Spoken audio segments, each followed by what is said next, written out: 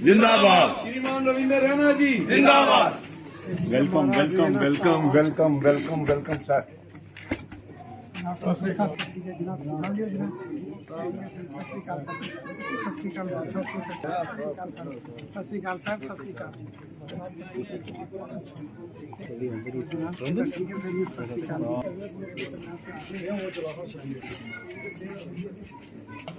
आओ जी सर तो देखिए गुड्डी पर जी जी मैं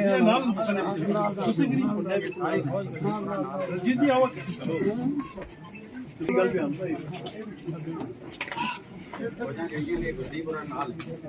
ये सब रहना सामने शान है ना तो सारी शान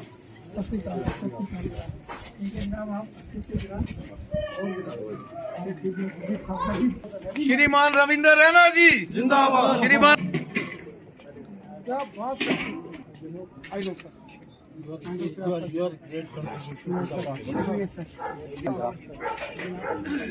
क्या बात है उन्होंने सत श्रीकाल जी क्या आना जी नमस्ते जी नमस्ते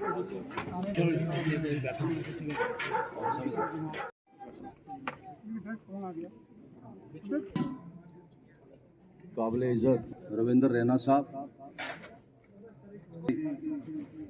मुझे आदेश हुआ है रैना साहब का हमने वेलकम करना है। अनमोल सिंह जी, रंजीत सिंह जी, रैना साहब को बुजुर्गों का, नौजवानों का, हिंदू मुसलमान इनका शुक्रिया, जो नहीं आए हैं उनका शुक्रिया। एक ये पुंछ को मैं आना पुंछ यहाँ बीजी भिम्बर गली में चल रहा है। ये सारे काम मरकज की हुकूमत के हैं, जल जीवन मिशन, रूरल डेवलपमेंट, और आगे भी ये काम डेवलपमेंट के इसी तरीके से आगे चलते रहेंगे।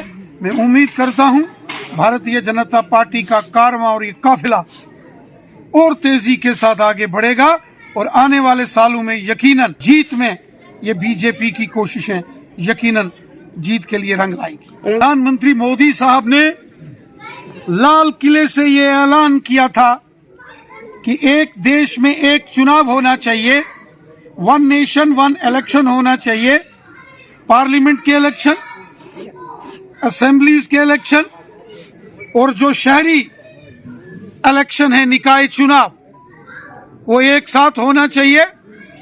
बार बार चुनाव से एक तो देश के खजाने पर बहुत खर्च आता है, जो आम लोगों का टैक्स जो लोग देते हैं उसका दुरुपयोग होता है बार बार इलेक्शनों में, और इसलिए माननीय प्रधानमंत्री जी ने एक बहुत ही शानदार निर्णय लिया जिसका ऐलान उन्होंने लाल किले की प्राचीर से किया था कि पूरे देश में एक देश एक चुनाव की प्रथा को व्यवस्थित किया जाएगा, वन नेशन वन इलेक्शन।